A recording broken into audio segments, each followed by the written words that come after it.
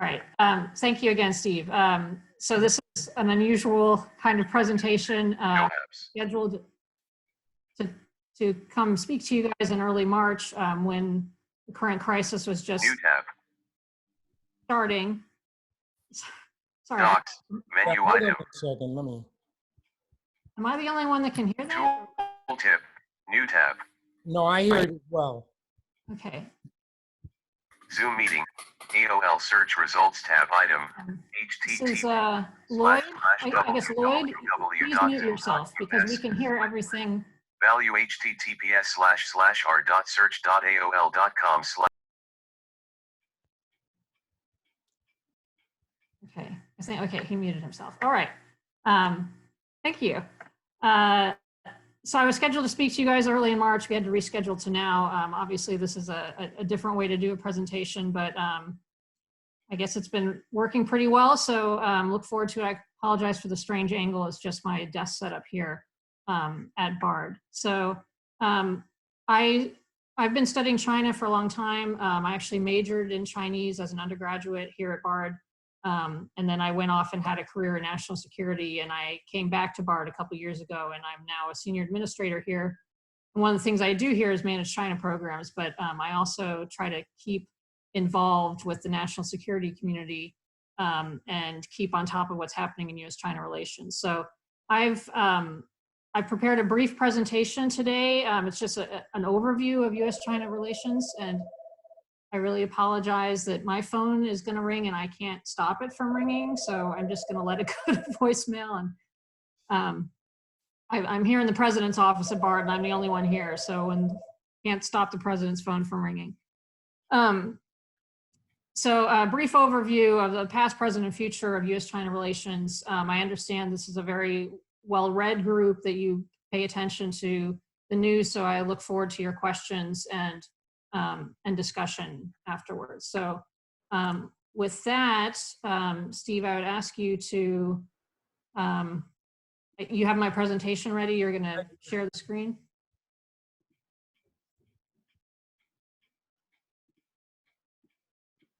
Oh, come on. Okay.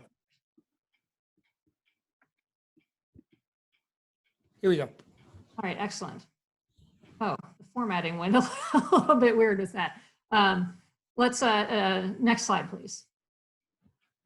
Okay, so just briefly, this is what I want to go over today. I think it's always very important to start with foundational information, which is where we came from. So that's why I want to go through briefly some historical periods in the U.S.-China relationship, go over some of the dynamics that are characterizing the relationship now, go through a couple what I call hotspots, areas of potential problems, and then I know what everyone's really interested in, what are the future prospects for the relationship? And of course, this is a lot of conjecture, but I think there are indicators we can look for, and there are some things that we can expect into the future. Next slide, please. Okay, so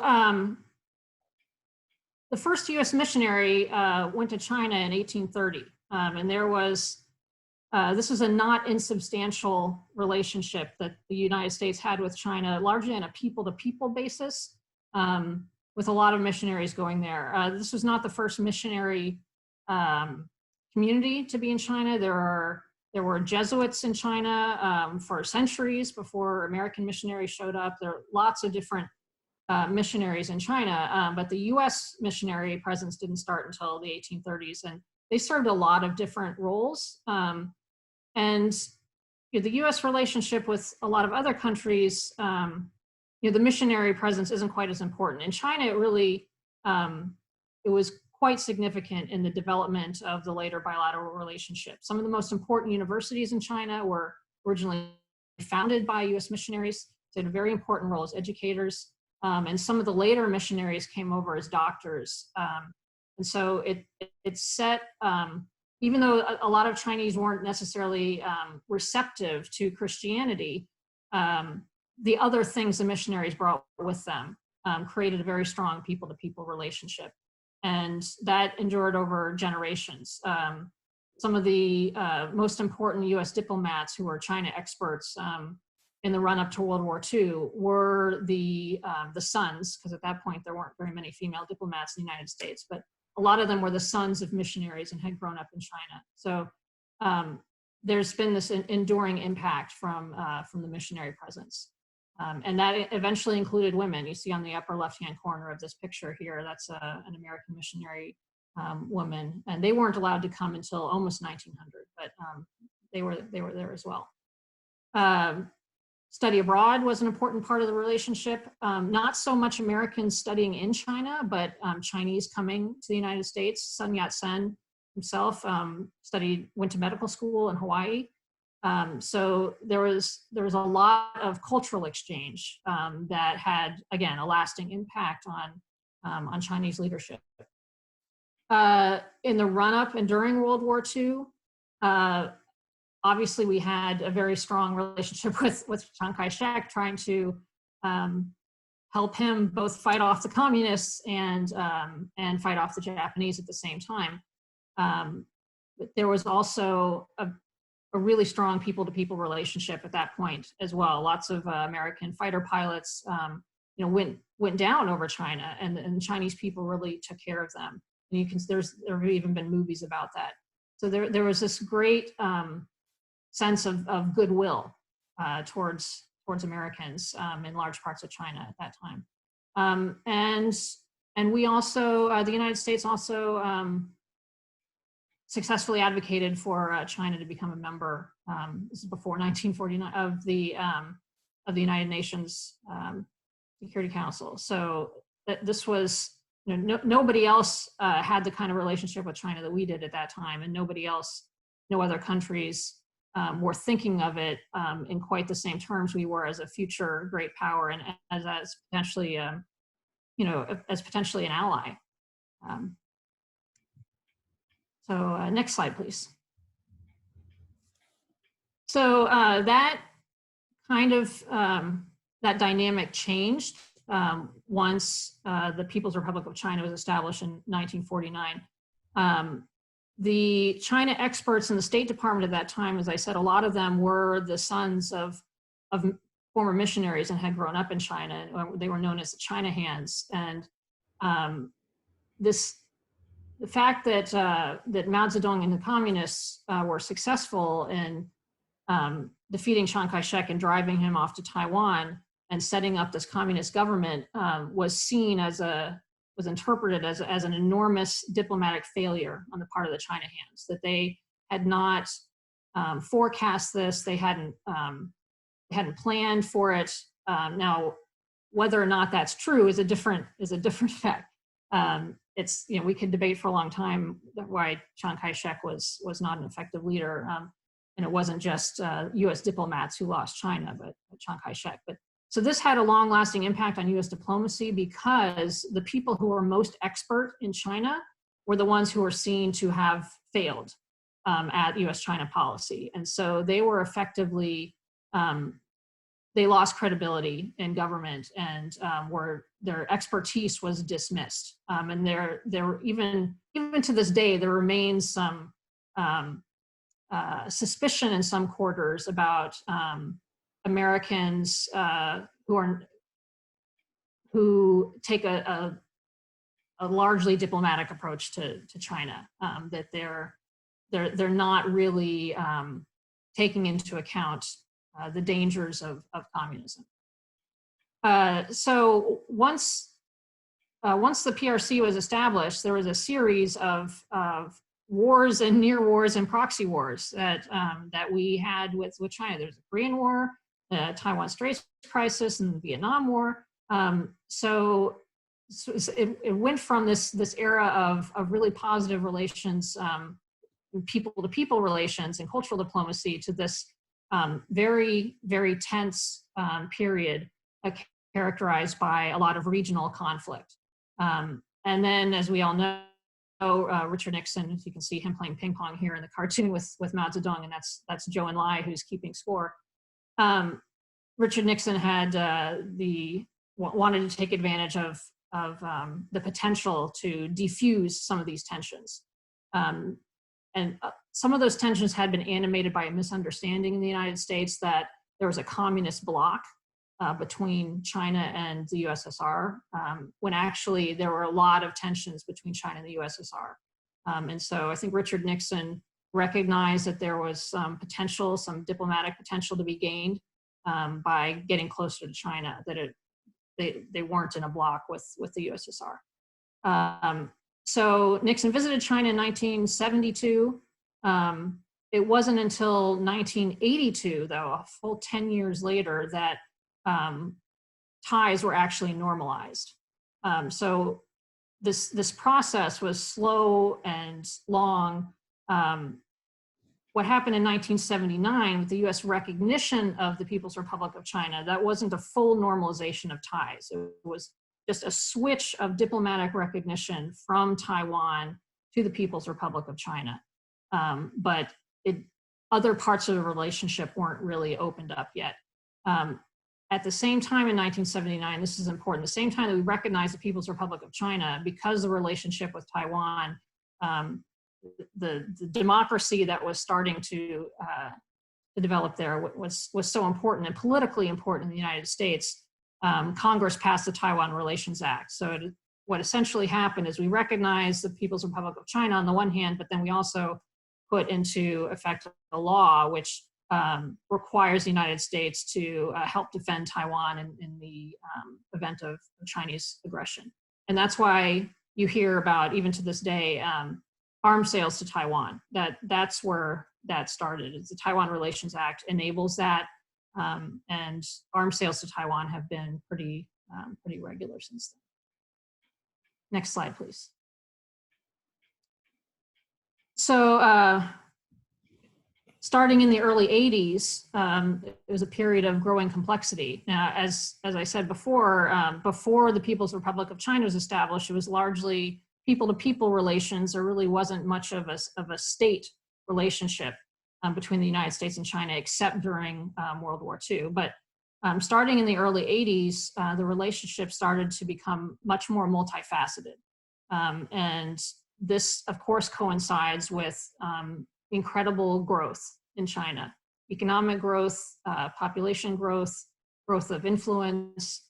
So as China is emerging onto the world stage, the relationship with the United States is also expanding.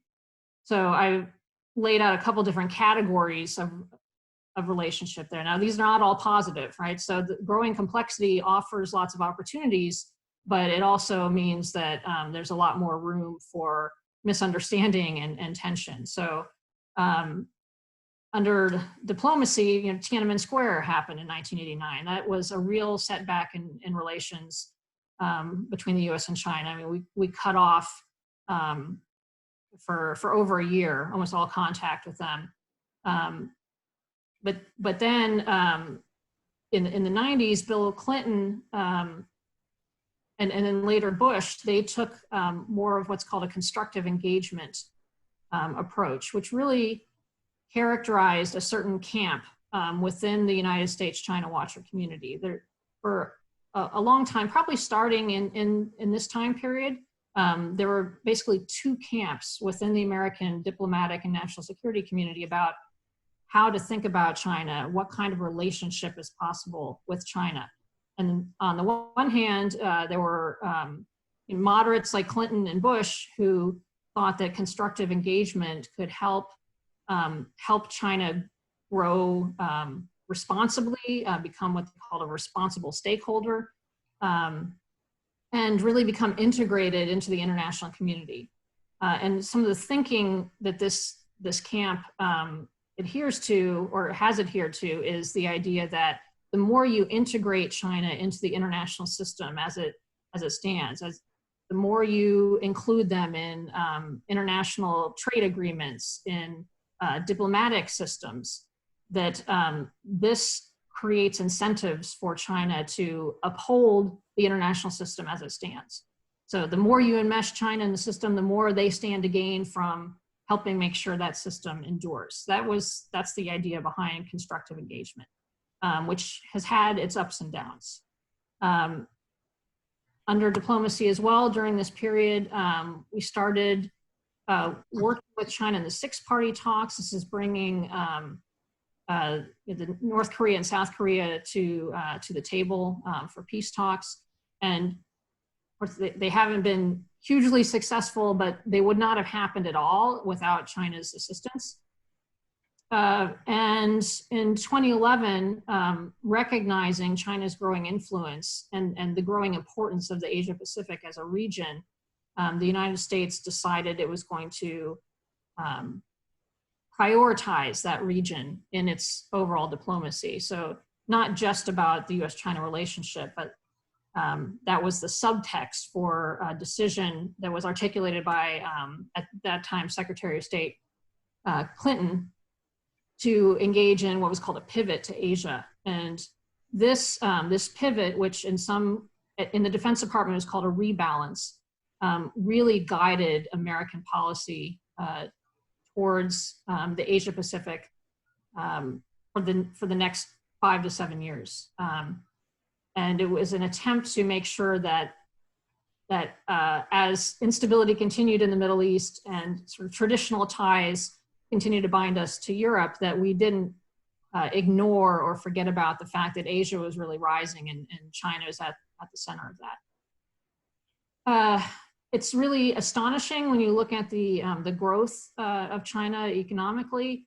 Again, Richard Nixon visited in 1972, but trade relations weren't actually normalized until 2000. So it's only been 2 decades since we've had any kind of official trade with China. And it's just astonishing how quickly that part of the relationship has grown. Just in a couple of years, they became our largest foreign creditor, largest trading partner in that region. It's really astonishing. So that has continued the growth in the economic and trade ties. There have been a lot of the military side of the relationship is possibly the most complex part of it. There have been times when the military-to-military relationship was basically non-existent, and then other times when there have been efforts at certainly not cooperation, but more transparency and understanding. During this time period, you might recall that a NATO plane accidentally bombed the Chinese embassy in Serbia. Bosnia. It was Bosnia or Serbia. That started off a dark period. There were other dark periods when you might recall the EP3 incident. That was a U.S. reconnaissance plane that had a mid-air collision with a Chinese fighter plane and had to go down onto an island in China where the crew was effectively held hostage for a while. So these incidents of tension just came on sort of a semi-regular frequency. And during this time is when China started to really invest more in its military. Huge increases in military spending. Of course, we don't have, one of the things I should emphasize here is that one of the difficulties in the bilateral relationship is a lack of transparency on China's part. We are generally much more transparent with them in all of these categories than they are with us, but especially in the military side. So the public figures they release about their military spending are, we believe, several orders of magnitude lower than what they actually they are spending. During the same time period, people-to-people relations started to grow again, and so study abroad became much more common, a lot more cultural exchange back and forth between the two countries. So in all these different areas, there was a lot of growing complexity in the bilateral relationship. Next slide, please. So over the past almost decade now, I would characterize this as an influence competition. So I referred earlier to the 2 camps of China thought, and I described the constructive engagement camp. The other camp inside the US national security community with regard to China did not subscribe to this idea that constructive engagement would really harness China or make them incentivized to uphold the current system. There is a more conservative camp that said they're adversaries. You're not going to be able to. It was more of a realpolitik approach that when you have a rising power, it's very, very difficult to peacefully integrate that rising power into the existing system. Usually they want to change the system in some way for their benefit. It's not surprising. So during this time period, this present time period, there has been a growing consensus and a move away from this previous existence of two camps of thought in the United States national security community about how to approach China. And the constructive engagement camp has really, a lot of those folks have come over to believing that based on a lot of the more recent actions the Chinese have taken and trends we see in China, that that constructive engagement as originally envisioned isn't really possible, and the Chinese are not really going to participate in it the way we would want them to. And so there's, as I said, a growing consensus that China is a potential adversary, even sometimes not even a potential adversary, but there is definitely an influence competition, and they are a rising power that's looking to change the international system in certain ways to their own benefit. So some of the ways we see them doing this, they have what I would characterize as an aggressive economic diplomacy. You may have heard of the Asian Infrastructure Investment Bank that they created, and that's filling a hole to a certain extent that the United States created when we gave up on the Trans-Pacific Partnership. So this idea of a pivot or a rebalance to Asia from the United States hasn't really been implemented the way it was originally envisioned, and the United States is not as present or active in Asia as that pivot envisioned. And certainly, even if we were, there would still be a lot of competition with China. There's growing strength during this time of the Chinese Communist Party. A lot of people who don't watch China closely think, communism is on its way out around the world. How is it possible that it's still flourishing in China? They've got this incredible economy. They've got more billionaires than the rest of the world put together. How is it possible that the Chinese Communist Party is still strong in China? Not only still strong, but getting stronger. Because it's not an ideology.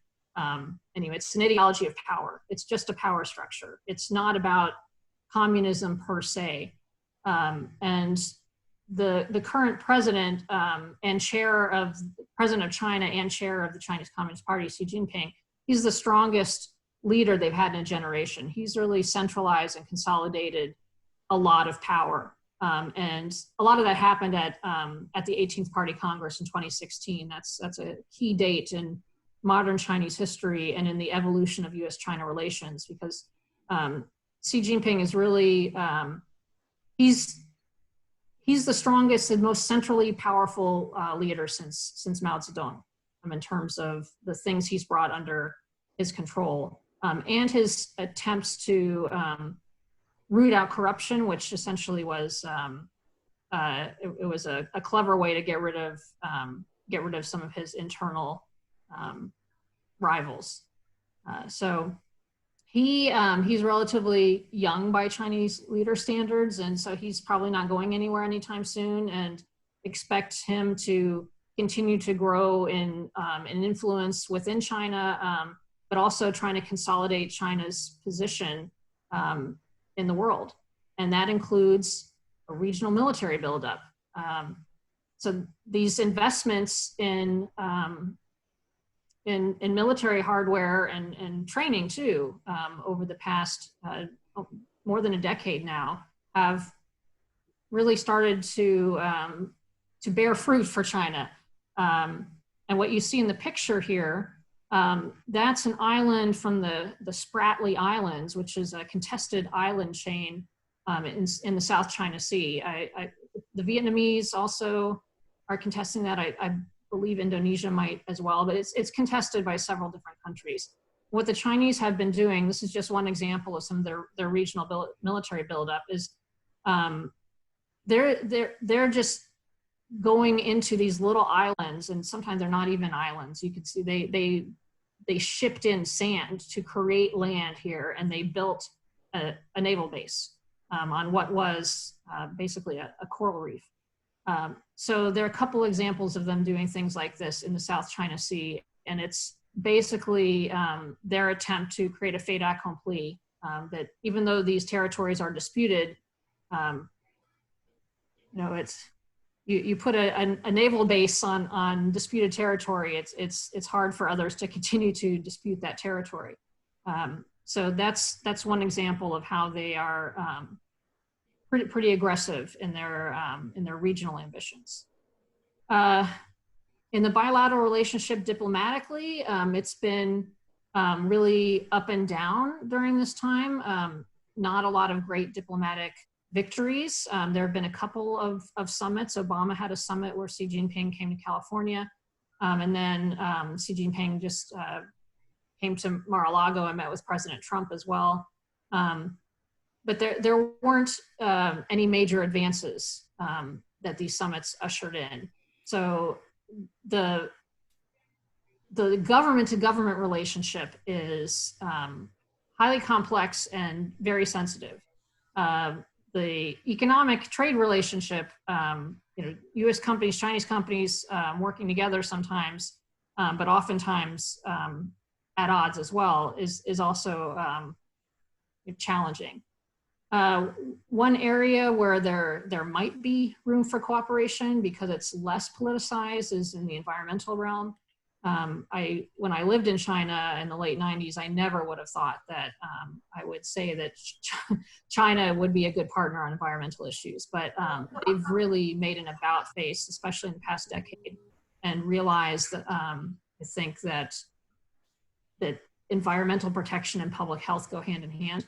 And they were really suffering some major public health issues. Entire villages just inundated in toxic sludge. I mean, they totally prioritize economic growth over public health and environmental cooperation earlier in their economic growth period. And now they're starting to realize that was too much of a trade-off. So if we're looking for areas of potential cooperation in environmental work, might be one of them. Next slide. So, at points in the past, we've considered China a partner, and the idea of constructive engagement, in the 80s and 90s was that China could potentially be a partner, but that's not the official U.S. government line right now. The official U.S. government line is there. I put the quote on there from the 2018 National Security Strategy, which characterized China as a revisionist power. Which is the conclusion of the government after observing China's activities over the past several years. And revisionist power means exactly the opposite of what constructive engagement was going for. Constructive engagement aimed to integrate China into the existing international system. Revisionist power means that the U.S. government has concluded that China aims to change the international system, that they want to put into place changes for their own benefit.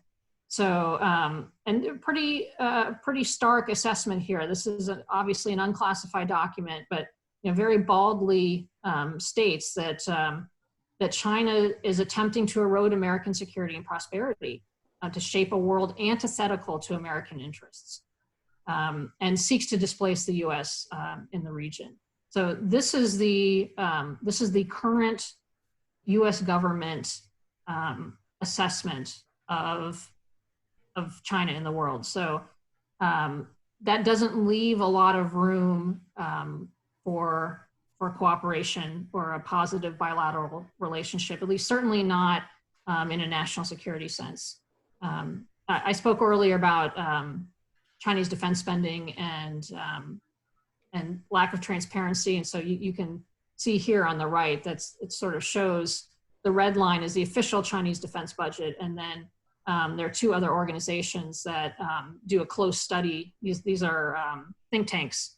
And they do a close study of Chinese national security, and their estimate of Chinese defense spending is much higher than the official budget. Next slide. So I'm going to go through a couple hotspots that I think are troublesome areas for the bilateral relationship now. One clearly is Hong Kong. You don't hear about it as much in the news right now, but only because it's been displaced by coronavirus and other crises. These protests are continuing. It was an astonishingly high percentage of the Hong Kong population has turned out and supported these large-scale protests. And what's happened, so in 1997, Hong Kong reverted to Chinese control. It had been a British colony, but reverted to Chinese control in 1997 under the status of special administrative region. And essentially what that means is that Hong Kong was supposed to retain its government structure, even though its sovereignty would be controlled from Beijing. So Hong Kong, a vibrant democracy, one of the world's great financial centers, was given the status of special administrative region. And the reason this is important to the United States is not only because we care about whether people are oppressed, and we want places like Hong Kong that have been vibrant democratic societies to continue to flourish, but it's also been seen very clearly as a test of China's, how China would handle the Taiwan situation if Taiwan ever were absorbed back into China, which is one of the top goals of Chinese foreign policy, is to reunite with Taiwan. And they have told the Taiwanese that they could be a special administrative region too, and enjoy all kinds of rights and responsibilities. And when people in Taiwan see what's going on in Hong Kong, where the government structures there, the democratic processes has slowly been eroded away, it's not a good sign of how well their society would endure under Chinese rule as well, which is not surprising when you think about how can a democratic city be controlled by an authoritarian communist system. It's surprising that these tensions didn't bloom before now. Hong Kong has been an important port for U.S. Navy port calls. That is increasingly complex. I realize that I'm talking more than I should, and I want to leave time for questions. So I'm going to go through the next couple slides quickly. All right, next slide. Trade, obviously another hotspot. I assume you're all aware that we're currently in the middle of what many people call a trade war with China. It's based on the idea that, and you can see the statistics here, that the Chinese government has been unfairly supporting their own businesses and stealing intellectual property from the United States. And so we imposed a huge amount of tariffs on a wide range of Chinese goods, and China retaliated by placing a smaller amount of tariffs on a very targeted series of US-made goods. And in January 2020, a trade deal was signed, but there's really no enforcement in it, and it's not clear if any of the things in the trade deal will actually come to pass. So I think we're essentially at a little bit of a standoff in the trade relationship. Next. Chinese military activity, I mentioned Spratly Islands. You can see them in this map on the left. You see how far away from the Chinese mainland they are. And you can, so the red dash line where it says Chinese claim, that's commonly referred to as the 9-dash line. So China claims all the islands throughout that entire area. So a lot of disputed territories there. And they've been investing a lot in their Navy. And as you saw before, they've been investing in literally building islands as well. So they're continuing to create a standing military presence in this area, which is concerning not only because we don't, we want these competing claims to be decided by law, but also because one of the world's largest shipping channels goes right through there. So the effect on international trade of some kind of military conflict in the region would be pretty large. I put a picture of a computer here in the middle because Chinese military activity is not just limited to conventional equipment. They've invested a lot in cyber weapons and also in space weapons.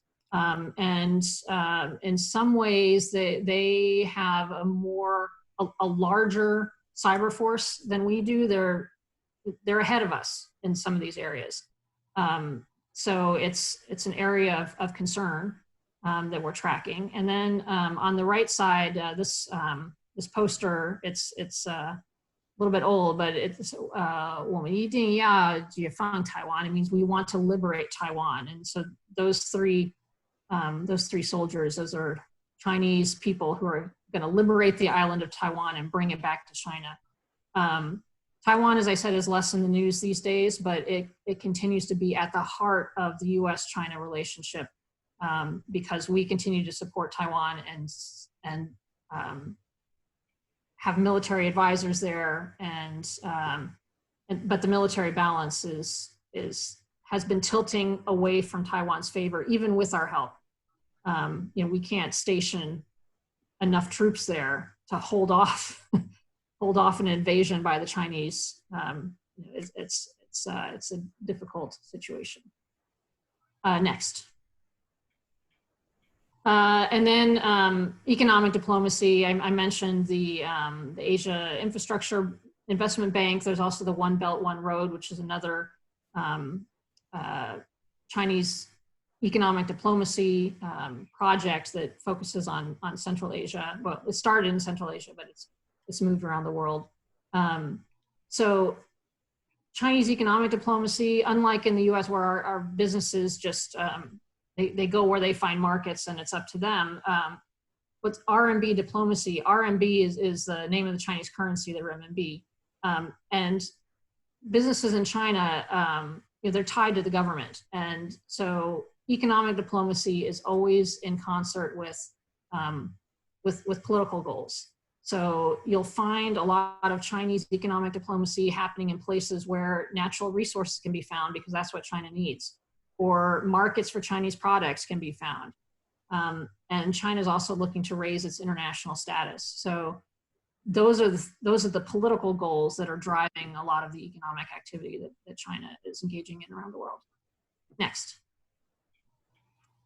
So I think this is my last slide.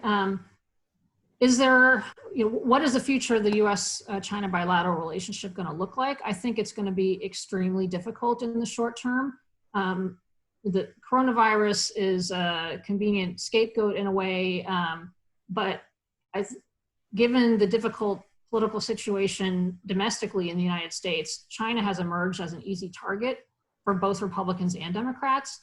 So I think it's going to be hard for anyone to be a Richard Nixon type of figure in trying to bring these two countries together for the greater good.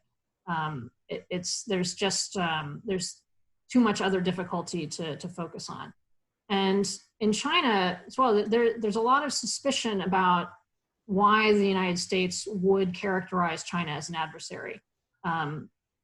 The ideas behind constructive engagement have largely gone to the wayside, and now there's a really strong sense in a lot of China that U.S. intentions are to control China, to limit China, to contain China, and to prevent it from actually rising to attain the status that it wants.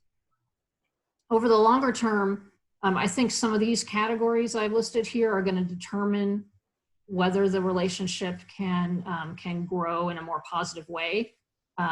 how transparent and accountable will the Chinese government be?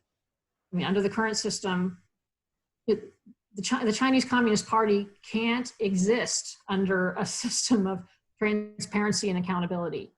So there's only a limited amount, a limited distance they can go in granting more transparency and accountability. So that's, there's always gonna be, as long as the Chinese Communist Party is in power in China, not for ideological reasons, but for these kind of transparency and accountability reasons, it's going to be very hard for us to have a positive relationship.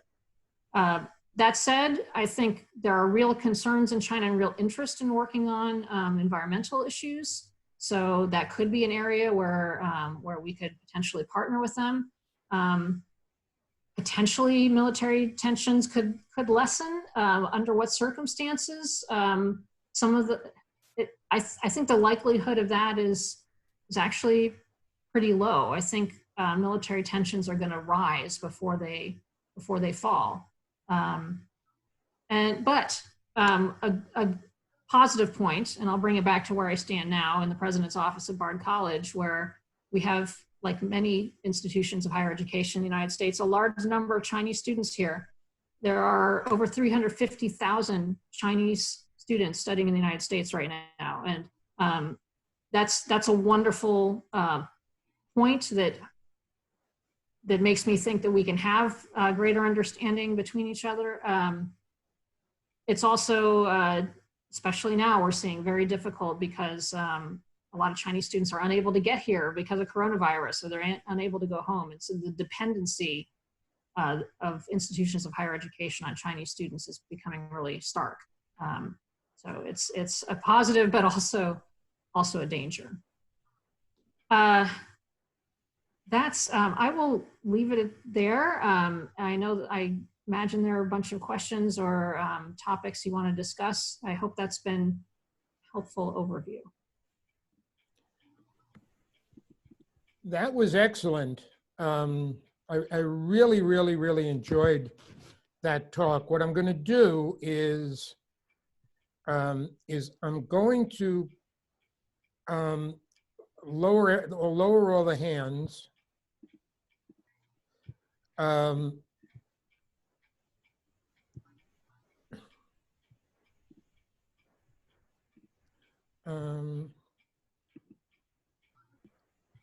And if anybody wants to ask a question, please just jump in and I will reestablish everybody as they come on.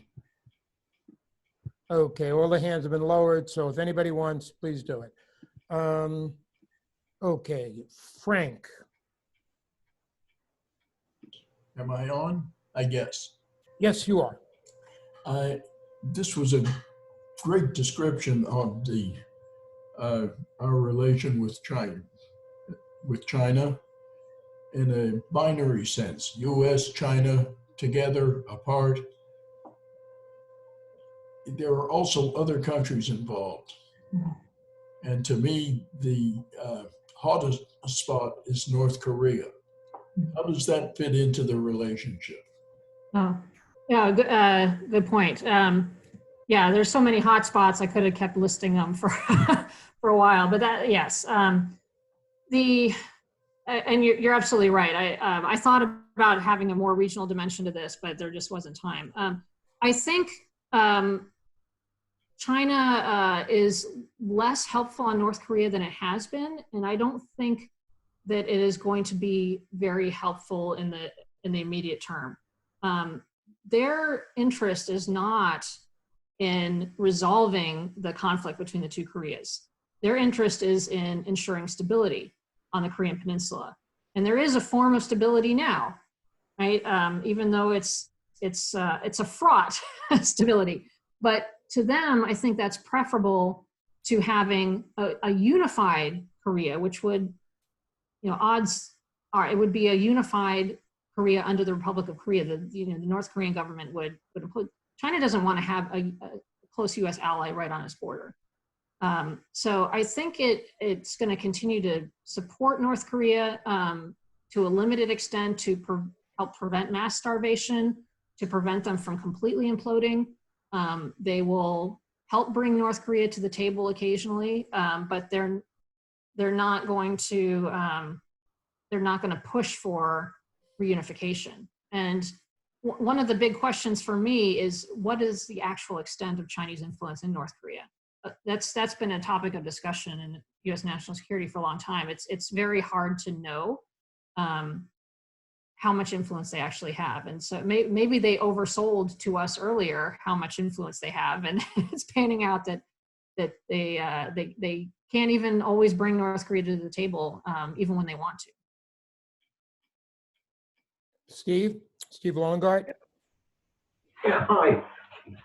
Are we overly dependent upon Chinese labor to produce everything from articles of clothing to high-tech computers? And how?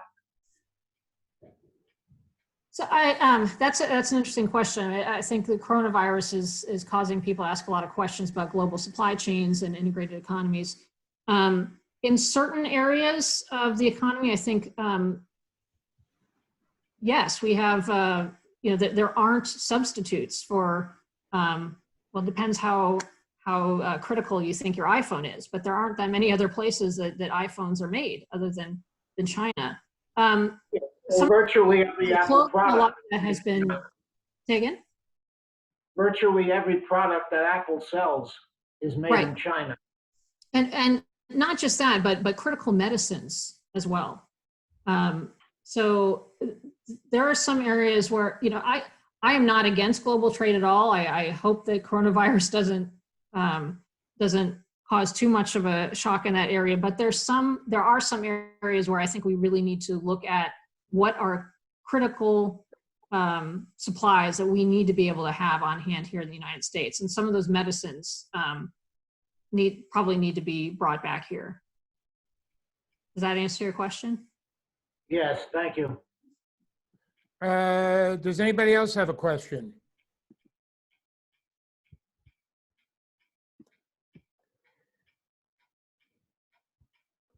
Okay, Mike Marlowe. 1 second, Mike. Mike, you there? Yeah, I'm here. Okay. Okay. China is on the expansionary move. It's obvious. They're going into Africa, I believe, and other countries. It seems like their trade routes are dominating the world in a sense. Doesn't that put the United States in a very, very difficult position to trade with other countries down the road?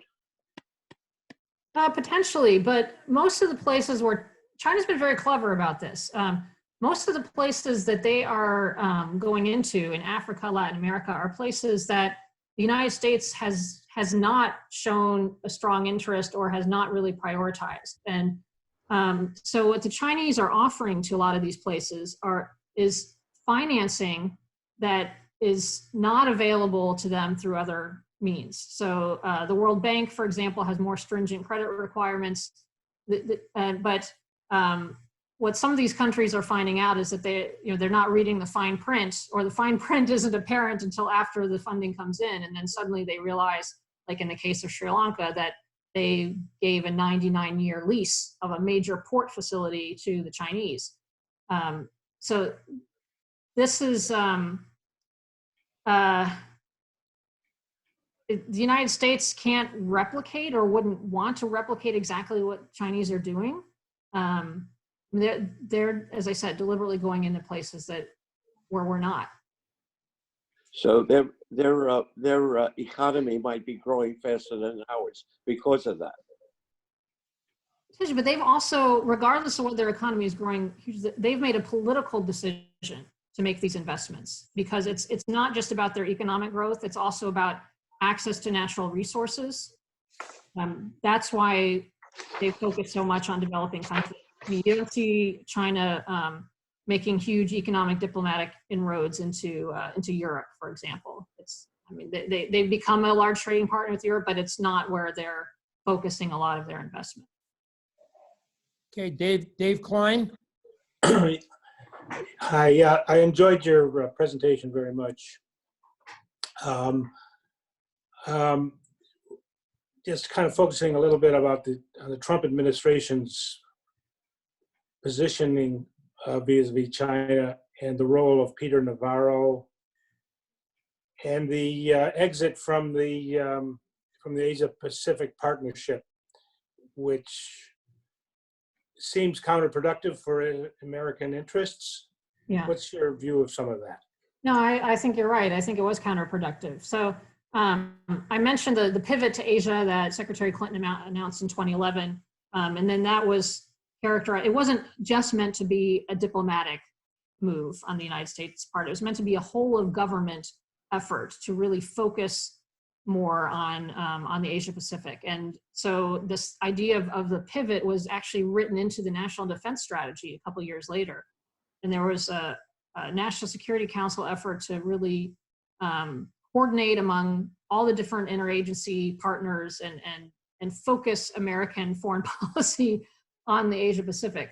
For a variety of reasons, it didn't work out very well, and I think even before Trump came into the presidency, but once he did, I think his administration is much more interested in sort of these bilateral ties and less they see less utility in creating new institutions like the Trans-Pacific Partnership, I think is what you were referring to.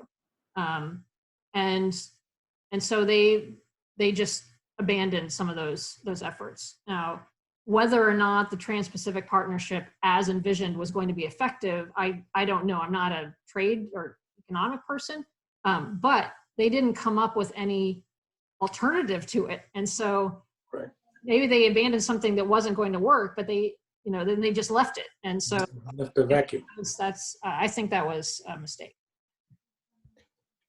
And Peter Navarro, what current views? Say again? Peter Navarro, right? His role in influencing the administration and trade policy.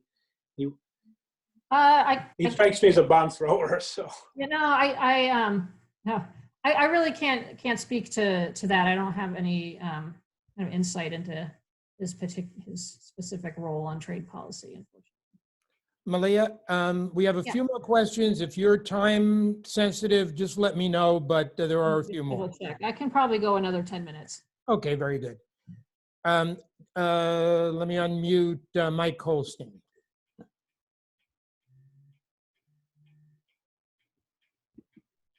There we go. Okay. I was curious if you see a developing India as being a major competitor to China, especially in the area of manufacturing. Oh, I mean, I don't know much about manufacturing, so I'm not sure about that, but I think, yeah, so there's a reason that the 2018 National Security Strategy refers to the region as the Indo-Pacific. Prior to that, we talked about the Asia-Pacific, and so the United States foreign policy towards the region sort of ended at in the Southeast Asian Peninsula. But now, in recognition of the fact that that India is a very important regional player, and also the Indian Ocean, the connection between the Indian Ocean and the Asia Pacific is very important in international trade. The U.S. government has made a decision to conceive of this whole area as one, and so I think there's been an increased focus on diplomacy with India. India's so complex. I can't even. I mean, I think China is simple compared to India. They have so many internal difficulties to deal with. I think it's really going to it limits the potential for them to become a real economic superpower rivaling China. There's someone else asked earlier about Chinese labor and making articles of clothing, and they don't do that in China nearly as much as they used to. A lot of that has already been moved to other places, including India, including Vietnam is a big trading partner for the United States now. but I don't think India is going to corner the market on that. Okay, I've got 3 more people lined up. So we have Glenn, we have Jack Polowitz, and we have Len Gugic. If you could take all 3, fine. Otherwise, just let me know. Let me unmute Glenn. Okay. Okay, Glenn. Mayor, I think you had answered it partially, the question that Mike asked, but I'm still concerned because what I see China is doing right now is laying the infrastructure to be the next superpower. They have the AI at this particular juncture cornered. They're producing more engineers than we are. They have the road and belt being set up right now, going across Europe, and they're also spending a whole lot more now on their military. What is your position in the next 10 to 20 years? Where will China be? I know they projected that they will be probably number 1 in the GDP. What do you think about the projection in the next 20 years? So it's a very good question. And my answer is different now because of the last 2 months than it would have been before. So there's a lot more uncertainty right now because I don't think anyone really knows yet what the economic toll of coronavirus is going to be. And it could be devastating in China in a way that it wouldn't be. I mean, it's going to be terrible here too, but I think we have a more resilient system than they do. And so I think it'll be harder for them to overcome that problem. Also because they have 1.4 billion people and a lot of them are still in poverty. So just taking care of all those people when you're suffering an economic disaster is going to be really, really tough. Before coronavirus, I would have said, yeah, they are on track to displace the United States as the major influence in the world, which it doesn't necessarily mean they are looking to be some kind of global military superpower. I don't think that they are interested in stationing lots of troops in faraway lands the way the United States has done throughout our history, and that's a legacy. A lot of that is a legacy of World War II and the Cold War. That's just too expensive and time consuming for them, and they can achieve a lot of the same goals with economic diplomacy without having to send troops in. So whether they're able to continue to rise in influence, I think is going to be directly tied to how well they survive the coronavirus economic crisis. Okay, Jack? 2 things. For one, I think we're not using our economic power to blackmail China. As you said about India, if we develop India and some of the other South China countries and use that, we can cripple China's economy because a tremendous amount of what we do naturally is through them. And diversifying it will lower and bring up their problem of poverty. That's my thought there. Yeah, I think you're right that we haven't been as smart with our trade policy as we could be. And as I pointed out before, in China, they're one and the same. Economic diplomacy and foreign policy, they go hand in hand. A lot of companies are state-run or they're state-influenced, and there isn't the same level of control here, obviously. On the other hand, even those things that we do have control over, we haven't been as smart about them as we could. So you'll recall the slide I had about the trade war. We could have been very careful and targeted in the tariffs that we set up, and use those specific tariffs on specific products to put pressure in certain areas. But we didn't do that. It was a huge number of tariffs on just a wide range of goods across the board. Chinese did the opposite thing, and I think this again demonstrates how they've been smarter at this particular aspect of the bilateral relationship than we have. Their tariffs were specifically on agricultural goods in red states because they had a really good understanding of where they wanted to place pressure and who was going to be able to basically advocate for them. So when I saw that, I realized, they're just in some ways outmaneuvering us on the economic side.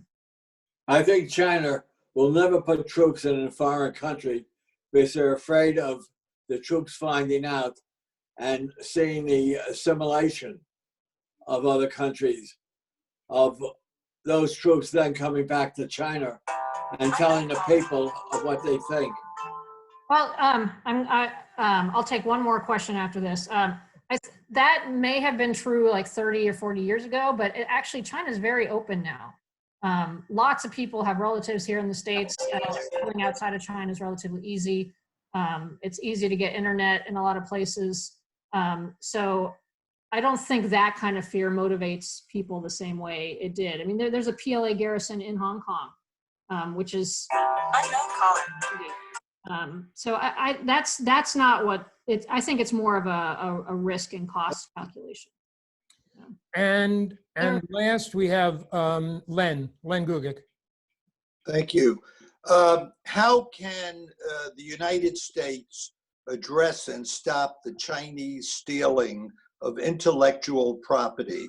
I know it's under the trade negotiations, this would be part of the future trade negotiations. What is your thought as to whether we can achieve any success here?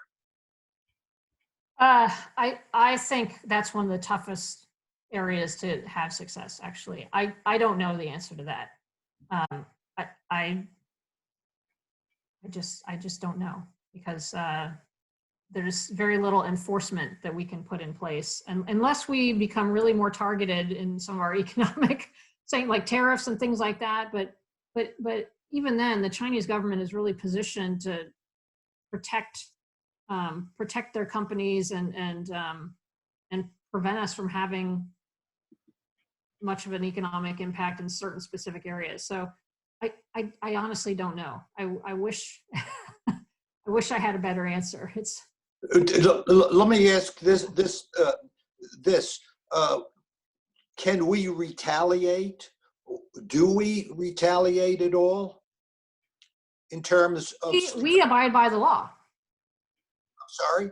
We abide by the law. So unless we want to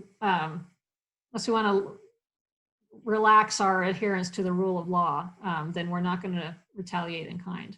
That's so one of the things that makes us a very strong country. The rule of law is one of the ways that limits our ability to sort of fight fire with fire. I'm not advocating fighting fire with fire in this case. I'm glad that we have rules of law here, but it's a stark difference. Anyway, the same set of rules. Malia? Yeah. Thank you very much. This was extremely interesting. It was a very, very deep and thoughtful presentation. And I think everybody's going to come away with a slightly different opinion of U.S.-China relations, and a much more considerate one. Good. Well, thank you very much. I'm really pleased for the opportunity. Well, again, thank you very much. And keep in touch with us every so often as this saga unfolds. Okay, sounds good. All right, stay safe, everybody. Thank you very much.